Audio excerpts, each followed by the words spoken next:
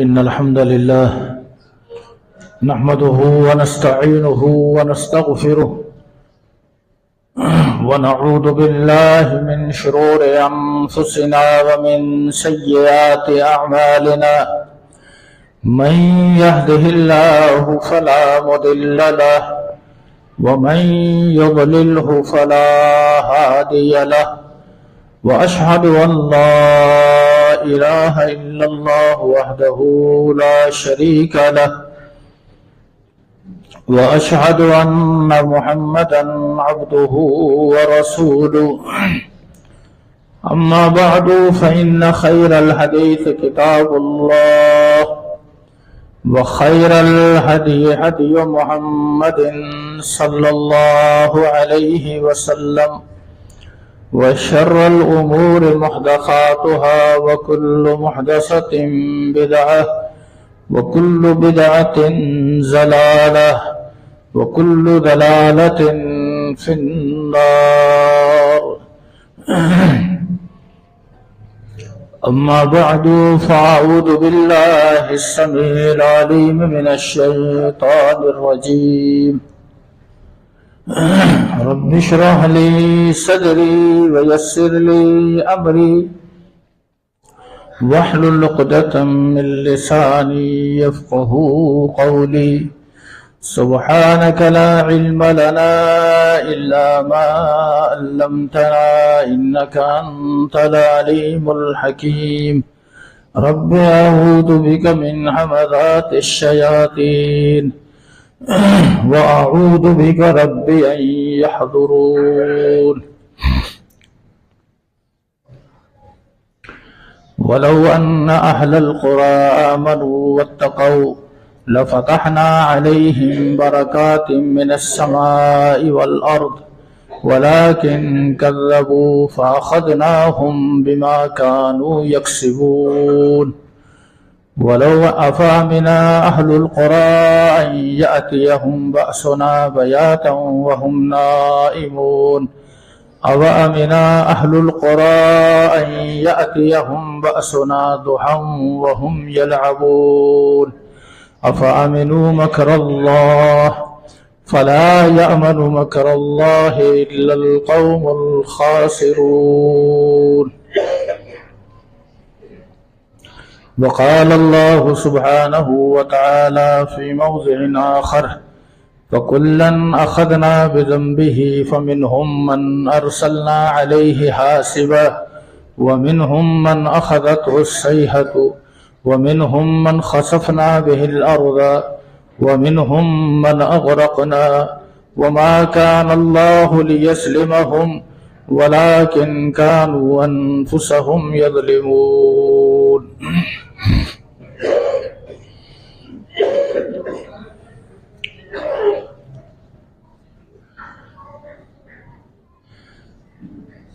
گزشتہ دنوں ہمارے اسی شہر کراچی میں ایک بہت بڑا سانحہ ہوا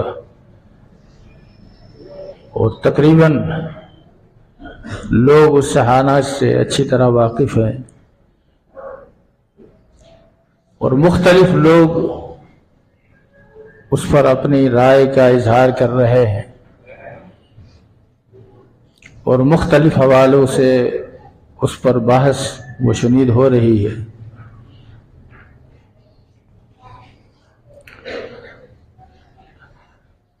ایسے موقع پر شریعت نے میری اور آپ کی رہنمائی اس طرح سے کی ہے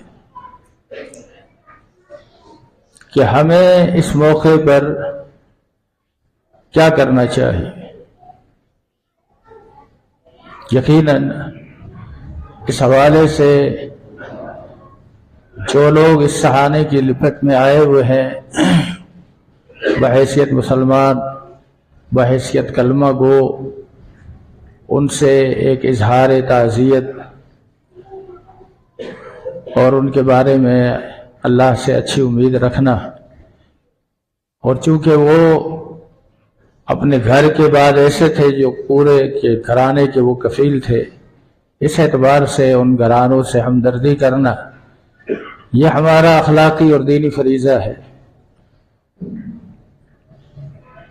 اس پر غور کرنا چاہیے، بلکہ اس ضمن میں بہت سے مسائل بھی شرعی طور پر سامنے آتے ہیں کہ ایسے لوگوں کی نماز جنازہ کس طرح ادا کی جائے، یہ بھی ایک مسئلہ ہے۔ جو لوگ ابھی تک لاپتہ ہیں، اگر وہ شادی شدہ ہے تو اس اعتبار سے ان کی بیویوں کے لیے شرعاً کیا حکم ہے؟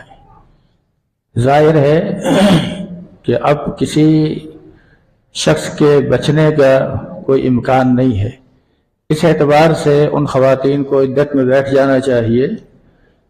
آج لگنے کے کم از کم 2 دن تک اس بات کی توقع تھی کہ کوئی بچا ہوا ہوگا، اس کے بعد سے وہ اس پر عدت کے احکامات لاگو ہوں گے۔ دوسرے نمبر پر نماز جنازہ کا جہاں تک تعلق ہے، اب یہاں انفرادی نماز جنازہ نہیں ہو سکتی، اجتماعی نماز جنازہ ادا کی جائے۔ تیسرے نمبر پر تدفین کے اعتبار سے بھی کسی میت کو علیحدہ طور پر دفنانا مشکل ہے۔ اگر ایسا ممکن ہو، باڈی اس طرح سے مل جاتی ہے تو پھر اس کو اسی طرح دفنایا جائے، لیکن اگر اجتماعی شکل ہے تو پھر اجتماعی بعض موقعوں پر ایسے احوال بھی اسلامی دور کے اندر آئے ہیں جہاں پھر اجتماعی قبریں بنائی گئی۔ ابھی ماضی قریب کے اندر افغانستان کے اندر بعض دفعہ مجاہدین کو یعنی صلاح اور مشورے کے لیے اور ان کے ساتھ معاہدہ کرنے کے لیے بلایا گیا، اور پھر اچانک ان پر بم برسایا گیا، اور وہ تقریباً 350 کے قریب افراد تھے، وہ سب کے سب اس حادثے کا شکار ہو گئے۔ تو ان شہداء کی پھر اجتماعی قبر بنائی گئی۔ میں خود جب وہاں گیا تو میں نے یہ سارے معاملات دیکھے، تو یہ کچھ شرعی معاملات تھے، اس کو اسی طریقے سے انجام دیا جائے۔ باقی جو بھی ایمان کی حالت میں اس دنیا سے چلے گئے ہیں ان سب کے لیے دعائے مغفرت کرنی چاہیے، یہ ان کا حق ہے ہمارے ذمہ کہ ہم ان کے اس طرح کہیں کہ اللہ جو بھی ایمان کی حالت میں اس دنیا سے چلے گئے ان سب کی مغفرت فرما۔ دوسرے نمبر پر شریعت ہمیں اس بات کی طرف توجہ دلاتی ہے کہ آپ جو اسباب دیکھ رہے ہیں، گن رہے ہیں، جس پر بحث کر رہے ہیں، سوچ رہے ہیں، کچھ حقیقی اسباب کی طرف بھی آئیے۔ یہ اس کے حقیقی اسباب کیا ہو سکتے ہیں؟ اللہ رب العزت نے قرآن مجید کے اندر ذکر فرمایا کہ وَلَوْ أَنَّ أَهْلَ الْقُرَىٰ آمَنُوا وَاتَّقَوْا، کچھ علاقوں پر، کچھ بستیوں پر اللہ کا عذاب آیا، فرمایا اگر یہ لوگ ایمان لاتے، واتقوا، اور اللہ سے ڈرتے، گناہ سے بچتے، معصیت نہ کرتے، لفتحنا علیہم برکات من السماء والارض، تو ہم زمین اور آسمان کے دروازوں کو کھول دیتے اور انہیں مارا مال کر دیتے۔ ولکن کذبوا، لیکن انہوں نے ہماری آیات کو جھٹلایا۔ فأخذناہم بما كانوا یکسبون، پھر جو انہوں نے کمایا تھا اس کے وہ انجام کو پہنچے، ہم نے اس گناہ کی وجہ سے ان کی گرفت کی۔ پھر قرآن مجید میں اگلی آیت میں کہا گیا کہ کیا شہر والے، کیا بستی والے اس بات سے پرامن ہیں؟ افامن اہل القری ان یاتیہم باسنا بیاتا وہم نائمون، کیا وہ اس بات سے امن میں آ گئے ہیں کہ ہمارا عذاب رات کے وقت آ جائے، وہ سو رہے ہوں، انہیں پتہ ہی نہ چلے، اٹھنے کا موقع ہی نہ ملے، نیند کے اندر ہی وہ ہمارے عذاب کا شکار ہو جائے۔ پھر فرمایا کیا لوگ اس بات سے امن میں ہیں؟ اوامن اہل القری ان یاتیہم باسنا ضحی، کہ ان کے پاس دن چڑھتے ہوئے اللہ کا عذاب آئے اور وہ سب کے سب اپنی روزمرہ کی مصروفیات میں گھومتے پھرتے ہوئے، کھیلتے ہوئے، چلتے ہوئے وہ اللہ کے عذاب کا شکار ہو جائے۔ کیا وہ اس بات سے امن میں ہیں؟ وہ یہ سمجھتے ہیں کہ ہمارے اعمال ایسے ہیں کہ ہم پر اس طرح کوئی ناگہانی آفت نہیں آئے گی؟ یہ ایک سوال ہے جو کیا گیا۔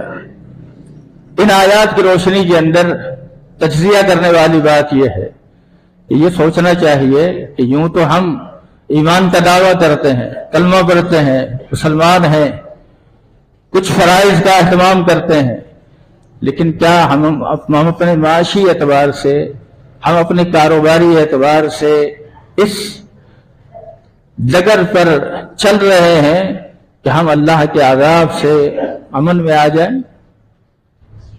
کتنے لوگ کاروبار کرتے ہیں اور دن دگنی اور رات چگنی ترقی کے تصور میں ہیں، اور اسی چیز پر کہ پیسے کے ذریعے سے بس پیسہ کمایا جائے، چاہے حلال کے طریقے سے آئے چاہے حرام کے طریقے سے آئے۔ تو فرمایا کہ سیاتی علی الناس زمان، یاتی علی الناس زمان، لوگوں پر ایسا وقت بھی آئے گا لا یبال المرء، آدمی اس بات کی پرواہ نہیں کرے گا ام من الحلال ام من الحرام، اس کے پاس جو پیسہ آ رہا ہے وہ حلال طریقوں سے آ رہا ہے یا حرام طریقوں سے۔ آدمی اسی کشمکش کے اندر مصروف ہے کہ میرے پاس جو ہے وہ ڈبل ہو جائے، اور ڈبل جو ہے وہ ٹربل ہو جائے، اور ٹربل جو ہے وہ 4 گنا ہو جائے۔ اور پھر جس طریقے سے یہ چیزیں آتی ہیں پھر اسی طریقے سے یہ چیزیں چلی جاتی ہیں۔ تو اس کے ان اسباب پر بھی غور کرنے کی ضرورت ہے۔ اس وقت ہمارے یہاں جتنے بھی شعبہ جات ہیں وہاں کاروبار کی صورت میں اچھے اچھے اسلامی ذہن رکھنے والے علماء کرام اور مفتیان کرام اس کا جب تجزیہ کرتے ہیں تو یہ کتنی بڑی سبزی منڈی ہے اور یہ مارکیٹ ہے فروٹ منڈی، آپ وہاں جا کر دیکھیں، وہاں جتنا بھی ویوپار ہے جو بولی لگ کر ہو رہا ہے ان میں سے 95% لوگوں کا کاروبار حرام ہے،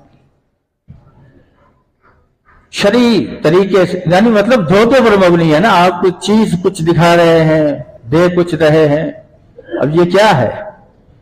اللہ کے رسول صلی اللہ علیہ وسلم نے اس صحابی کو جو معیار میں تھا، منڈی میں تھا، تجارت کر رہا تھا، اناج کی بوری رکھی ہوئی تھی، اللہ کے رسول صلی اللہ علیہ وسلم کا گزر ہوا، گزر ہونے کے بعد آپ نے اناج کی ڈھیری میں ہاتھ ڈالا تو نیچے سارا ہاتھ گیلا ہو گیا۔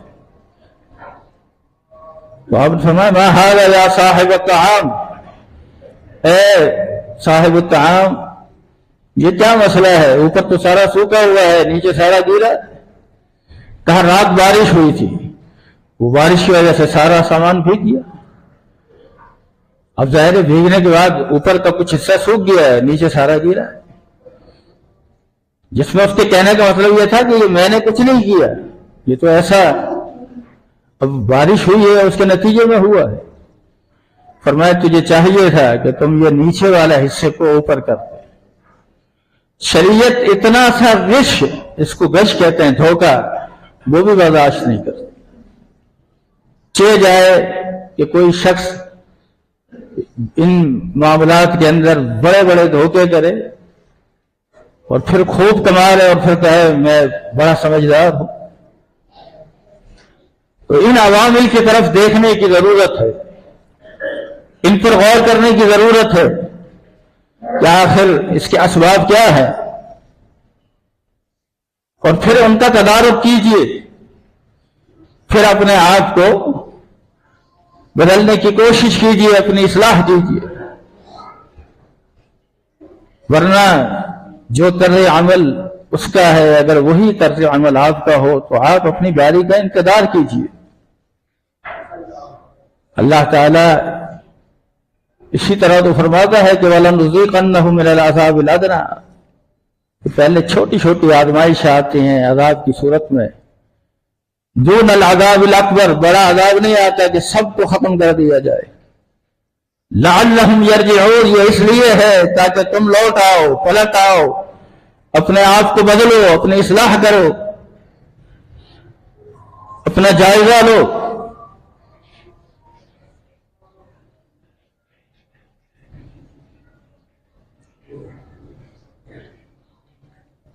یہ تو غش اور دھوکہ، یہ تو ایک میں نے مثال دی، ورنہ آج کل مارکیٹوں میں آپ جائیں تو آپ حیران ہو جائیں گے، ورنہ یہ غش، یہ دھوکہ، یہ ملاوٹ، یہ اتنی قبیح ترین چیز ہے کہ انسان اسے جانور بھی برداشت نہیں کرتے، انسان اسے جانور بھی برداشت نہیں کرتے۔ سنن ابن ماجہ کے اندر واقعہ موجود ہے، یہ سابقہ امت کے اندر کا ایک واقعہ، ایک شخص دودھ بیچتا تھا اور دودھ میں پانی ملاتا تھا، اسے پیسے ملے، گرمیوں کے دن تھے، اسے خیال آیا ایک نہر تھی، نہر کے پاس اپنے کپڑے اتارے اور ذرا سوچا کہ اب نہر کے اندر تھوڑا ٹھنڈا پانی لے لوں، اس گرمی سے تھوڑی عافیت مل جائے گی۔ اچانک جس درخت کے پاس اس نے اپنی قمیض اتاری تھی وہاں کچھ بندر تھے، اللہ کی مخلوق ہے، ان بندروں نے وہ قمیض اٹھا لی۔ اب جب نکلا تو اس کو قمیض نظر نہیں آئے، اوپر دیکھا تو وہ بندر تھے اوپر، انہوں نے وہ جو پیسے کی تھیلی تھی وہ اپنے پاس رکھ لی۔ اب یہ بیچارہ ان سے مانگ رہا ہے اپنے انداز میں کہ مجھے میری تھیلی دے دو۔ وہ بندر 1 درہم اسے دیتا اور 1 درہم دریا میں پھینک دیتا، پھر 1 اسے دیتا، پھر 1 دریا میں پھینک۔ جو دودھ کا حصہ تھا وہ اسے مل گیا، جو پانی کا حصہ تھا وہ پانی میں بہہ گیا۔ جانور بھی ان چیزوں کو برداشت نہیں کرتے، جانور کو بھی اللہ نے کچھ نہ کچھ شعور دیا ہے۔ اب یہ موضوع نہیں، ورنہ بات کہیں اور چلی جائے گی۔ میں عرض یہ کر رہا تھا کہ اس حوالے سے بہت سی چیزیں ہیں جس پر سوچا جائے اور شرعی ادلہ کی روشنی میں سوچا جائے کہ ایسا کیوں ہوتا ہے۔ بار بار ہر جگہ کوئی نہ کوئی اس طرح کے معاملات آتے ہیں، تو آخر ان کے اسباب اور محرکات پر بھی نظر کرنی چاہیے، ان کے اسباب اور محرکات کیا ہے۔ اللہ کے رسول صلی اللہ علیہ وسلم کا ایک فرمان ہے جو مختلف کتب کے اندر مرفوعاً یعنی اللہ کے نبی سے بھی بیان ہے، لیکن ایک روایت کے اندر ان اسباب کو ایک ساتھ جمع کیا ہے۔ وہ روایت جناب عباس رضی اللہ تعالیٰ عنہ اللہ کے نبی کے چچا سے ہے، لیکن اللہ کے نبی کے چچا آگے یہ نہیں کہتے اللہ کے رسول نے یہ فرمایا، بلکہ وہ یہ کہتے ہیں کہ 5 ایسے گناہ ہیں کہ جب وہ کسی قوم میں آئیں گے تو پھر اس کے آپ اثرات بھی دیکھیں گے، اور واقعتاً جو انہوں نے بیان کیا آج اگر ہم مشاہدہ کریں تو معاملات بالکل اسی طرح ہیں۔ اب ایسی روایت کو روایت موقوف کہتے ہیں۔ موقوف کا مطلب یہ صحابی کا فتویٰ ہے، صحابی نے یہ بات کہی، لیکن اس پر بھی محدثین یہ کہتے ہیں کہ اگر صحابی کوئی ایسی بات کرے جو اپنی رائے سے نہیں کہی جا سکتی ہو، بلکہ وہ ایک حکم بیان کر رہا ہو، بہت بڑی بات کہہ رہا ہو، جس کا تعلق از قبیل عبادت ہو یا از قبیل اللہ کے عذاب سے ہو، تو پھر اس کو بھی ماننا پڑے گا کہ یہ بات اللہ کے رسول کے فرمان کے درجے میں ہے، یعنی اسے کہتے ہیں کہ یہ حکماً مرفوع ہے۔ مرفوع وہ ہے جسے اللہ کے رسول صلی اللہ علیہ وسلم نے بیان کیا ہو۔ جناب عباس رضی اللہ تعالی عنہ فرماتے ہیں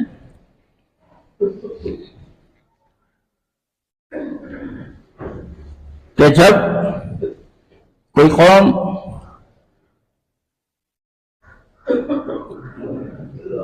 اللہ تعالی کے عہد کو توڑتی ہے تو پھر اللہ تعالیٰ اس قوم پر اپنا عذاب لے آتا ہے، اور پھر اس عذاب سے وہ قوم بچ نہیں سکتی۔ اور فرمایا کہ بڑا فشق زنا، جب کسی قوم کے اندر زنا عام ہو جائے تو پھر اس کا نتیجہ یہ ہوگا الا کثرہم الموت، پھر موت کثرت سے ہوں گی، پے در پہ ہوں گی۔ فلاں جگہ گئے، ایکسیڈنٹ ہوا، سارے لوگ مر گئے۔ فلاں جگہ پر کھائی، پوری کی پوری بس کھائی میں گر گئی، کوئی ایک بھی نہیں بچا۔ فلاں جگہ یہ معاملہ ہوا، فلاں جگہ یہ معاملہ ہوا۔ جب حادثات ہوں گے تو ان حادثات کے اندر شریعت نے یہ قاعدہ نہیں بتایا کہ اس میں صرف برے لوگ مریں گے، اس میں نیک لوگ بھی مریں گے۔ یہ قاعدہ ہے۔ عائشہ رضی اللہ تعالی عنہ نے جب اللہ کے نبی سے سنا کہ ایک قوم ایسا وقت آئے گا کہ وہ بیت اللہ کو گرانے کے لیے جائے گی، اور فرمایا کہ وہ ابھی راستے میں ہوں گے، بیت اللہ سے کچھ فاصلے پر ہوں گے کہ اچانک زمین پھٹ جائے گی، اور یہ جتنے لوگ ہوں گے وہ سب ایک بازار سے گزر رہے ہوں گے، یہ سب کے سب لقمہ اجل بن جائیں گے۔ عائشہ رضی اللہ تعالی عنہ فوراً پوچھتی ہیں اللہ کے رسول، جب یہ بازار سے گزر رہے تھے تو بازار کے اندر تو کچھ لوگوں نے اپنی دکانیں لگائی ہوئی تھی، وہ تو اس قافلے میں شامل نہیں تھے، کچھ لوگ ویسے ہی گزر رہے تھے۔ اب اگر سب مر جائیں گے تو الیس فیہم صالحون، کیا ان میں نیک لوگ نہیں؟ اور نیک لوگ بھی مارے جائیں گے؟ فرمایا عائشہ مر تو سب جائیں گے، بچے گا کوئی بھی نہیں۔ ہاں اتنا ضرور ہے کہ نیک لوگوں کے لیے قاعدہ یہ ہے کہ یبعث علی نیاتہم، کل قیامت کے دن وہ اپنی نیتوں پر اٹھائے جائیں۔ بعض روایت کے اندر یہ بھی الفاظ ہیں کہ جب یہ زمین پھٹیں گی سب لوگ اس میں آ جائیں گے، نیک لوگوں کے لیے اللہ قبریں بنا دے گا اور برے لوگ اس کے اندر دس جائیں گے۔ یہ بھی بعض روایت کے الفاظ ہیں، لیکن مطلب یہ ہے کہ سب کام میں جائیں گے، سب اس میں مارے جائیں گے۔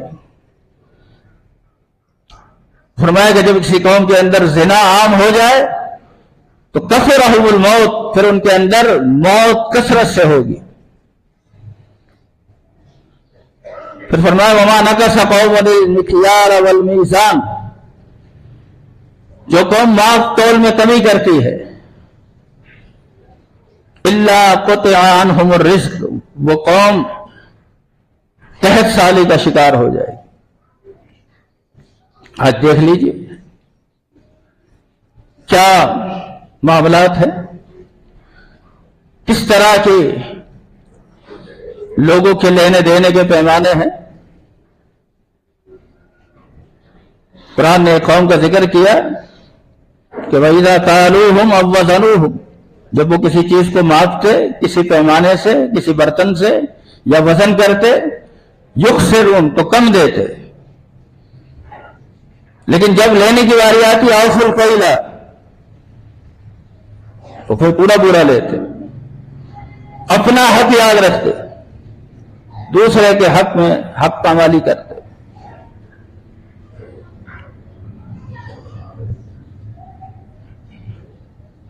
پھر فرمایا کہ جس قوم کے اندر وما حکم قوم بغیر حق الا فشا فیہم الدم، جب کسی قوم کے اندر ایسا ہو جائے کہ وہ قوم کتاب و سنت سے باغی ہو جائے، اس کو اپنا فیصل اور اپنا جج نہ بنائے، اس کے مطابق فیصلے نہ ہو، کتاب و سنت کی حکمرانی نہ ہو، تو پھر کیا ہوگا الا فشا فیہم الدم، تو پھر اس میں خون ریزیاں بہت زیادہ ہوں گی، قتل و غارت گری بہت زیادہ ہوگی۔ فلاں جگہ یہ معاملہ ہوا، اتنے لوگ مر گئے، فلاں جگہ اتنے لوگ قتل ہو گئے، فلاں جگہ اتنے لوگ قتل ہو گئے۔ ایسے ایسے فتنے ہوں گے کہ فرمایا قاتل نہیں جانتا کہ میں کیوں مار رہا ہوں، وما بال المقتول فیما قتل، مقتول کو نہیں پتا چلا کہ مجھے کیوں مارا گیا۔ طرح کے اندھے فتنے ہوں گے۔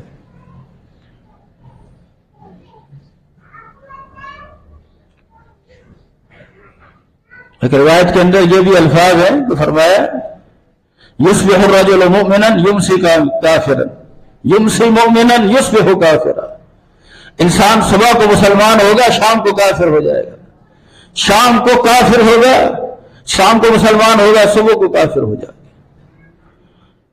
مانا یہ جو فتنے ہوں گے یہ انسان کے عقیدے پر اثر انداز ہوں گے۔ کفر تو عقیدے سے ہی ہوگا نا، اسلام اور کفر کا فرق تو عقیدے سے ہوگا نا۔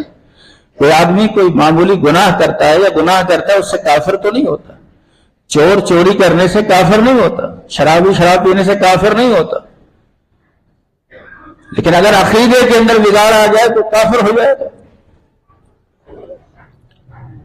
امام ترمذی رحمۃ اللہ علیہ جامع ترمذی میں جب اس حدیث کو لائے تو پھر اس کی تفسیر لاتے ہیں حسن بصری رحمۃ اللہ علیہ سے، جو بہت بڑے تابعی ہیں۔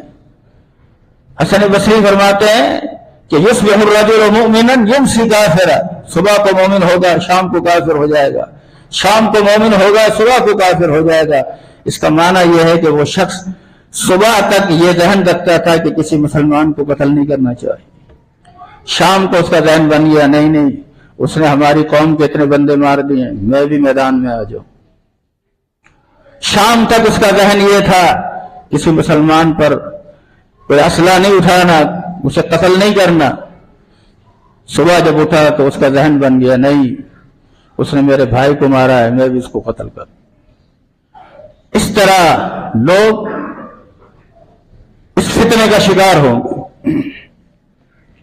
جب کسی قوم کے اندر اس طرح قتل و غارت گری ہوگی تو فرمایا اس میں خون، اس میں جب کتاب و سنت نافذ نہیں ہوگی، فرمایا پھر ان کے اندر بہت زیادہ خون ریزیاں ہوں گی، قتل و غارت گری ہوگی۔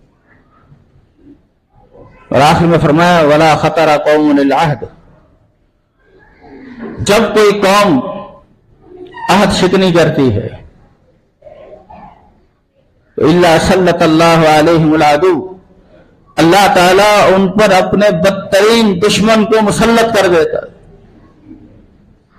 آج مسلمانوں کا بدترین دشمن کون ہے؟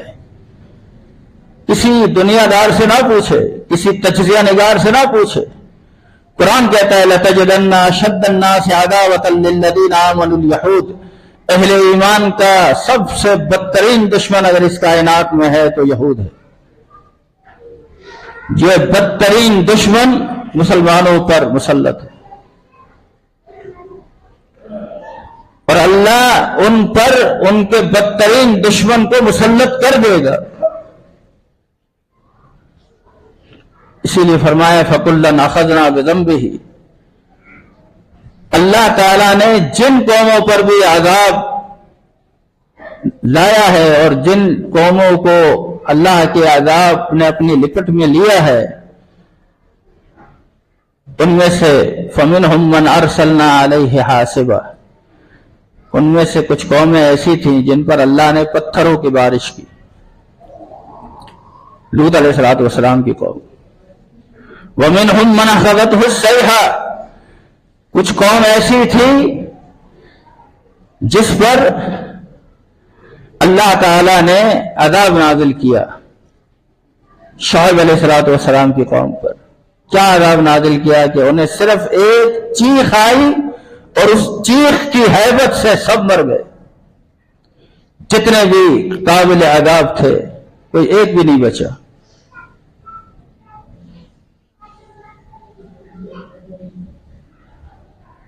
وَمِنْهُمْ مَنْ خَسَفْنَا بِهِ الْأَرْضَ، بعض وہ تھے جن کو زمین کے اندر دھسا دیا گیا، قارون کو۔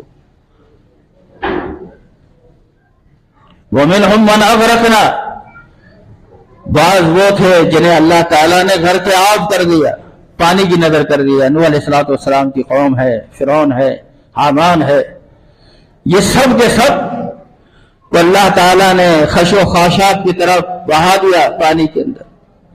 اور ساتھ ہی فرمایا وَمَا كَانَ اللَّهُ لِيَظْلِمَهُمْ، اللہ نے ایسا کر کے ان پر کوئی ظلم نہیں کیا۔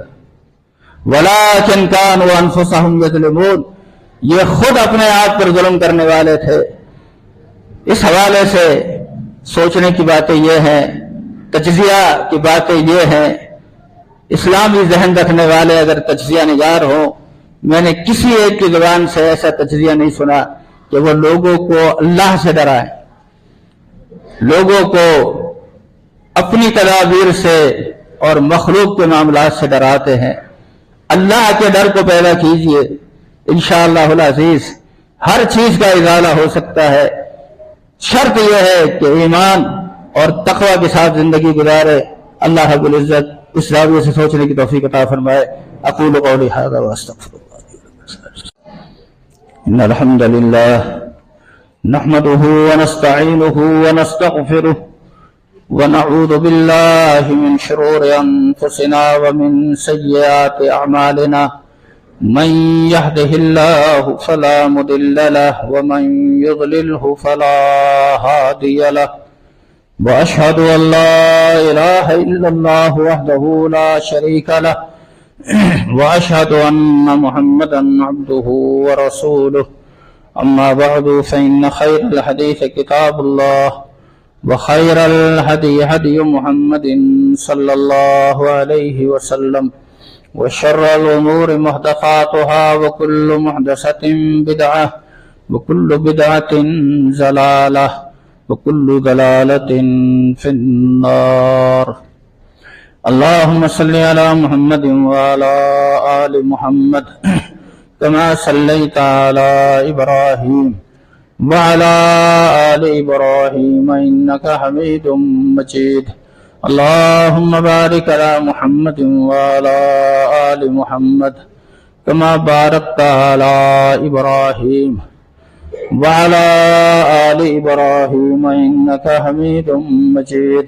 اللهم إنا نسألك العفو والعافية في الدنيا والآخرة۔ اللهم إنا نسألك الهدى والتقى والعفاف والغنى۔ اللهم احسن عاقبتنا في الامور كلها واجرنا من خزي الدنيا وعذاب الاخرہ۔ تمام بیماروں کے لیے دعا کریں، اللہ تعالیٰ انہیں شفاء کاملہ نصیب فرمائے۔